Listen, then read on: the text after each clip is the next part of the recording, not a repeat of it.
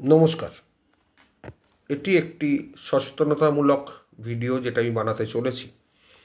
সেটি হচ্ছে, আপনারা যদি কাউকে বাড়ি ভাড়া দেন, যদি কাউকে লাইসেন্সি দেন, যদি কাউকে লিজ দেন এবং তিনি যদি আপনার পরিচিত না হন বা কারোর রেফারেন্সে এসছে, আপনি সেই রেফারেন্স অনুযায়ী তাকে ভাড়া দিচ্ছেন বা লাইসেন্সে দিচ্ছেন বা লিজ দিচ্ছেন বা থাকতে দিচ্ছেন, সামান্য পিরিয়ডের জন্য হলেও আপনি কিন্তু তার টোটাল ইনফরমেশন, আধার কার্ডের জেরক্স, ভোটার কার্ডের জেরক্স সেলফ অ্যাটেস্টেড করে রাখবেন এবং এই এগ্রিমেন্টের মধ্যে সেগুলো উল্লেখ করবেন। আধার কার্ডের নাম্বার, ভোটার কার্ডের নাম্বার, আধার কার্ড ভোটার কার্ড অ্যানেক্স করবেন, সেলফ অ্যাটেস্টেড করাবেন এবং অবশ্যই ছবি এগ্রিমেন্টের সঙ্গে লাগাবেন।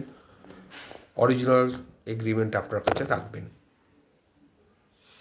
কারণ বিভিন্ন জায়গায় আমাদের কাছে যে খবর আসছে, অবৈধ অনুপ্রবেশকারীরা ঢুকছে এবং কোথাও থেকে রেফারেন্স জোগাড় করছে, কোনো ইনফ্লুয়েন্সিয়াল ব্যক্তির কাছ থেকে রেফারেন্স জোগাড় করছে, তারপর ভাড়া চাইছে আপনাদের কাছ থেকে এবং ভাড়াটা খুব লিকুইডেটিভ। বা লাইসেন্সি যারা লাইসেন্স ফি দিয়ে থাকতে চাইছেন, প্রচুর টাকা দিতে চাইছেন, ভুলেও কিন্তু সেই ফাঁদে পা দেবেন না। আপনাদের যেটা করা দরকার, এরকম কেউ এলে সঙ্গে সঙ্গে তার ডিটেলস নিন এবং থানায় জানিয়ে রাখুন বাই লেটার, এবং তাদের আধার কার্ড ভোটার কার্ডের জেরক্স দিয়ে লেটার করে দিন থানাতে যে আমরা আজকে কে রেখেছি, এই তাদের এভিডেন্স আমাদেরকে দিয়েছে, এটা আপনাদেরকে জানানো হলো। যদি থানা না নেয়, স্পিড পোস্ট করে দিন আপনার স্বার্থে। তাহলে কারণ ভবিষ্যতে যদি কোনো বিপদে পড়েন, তাহলে কিন্তু আপনার যেহেতু ফ্ল্যাট, আপনার যেহেতু বাড়ি, আপনার যেহেতু ঘর, আপনাকে নিয়ে টানাটানি হবে।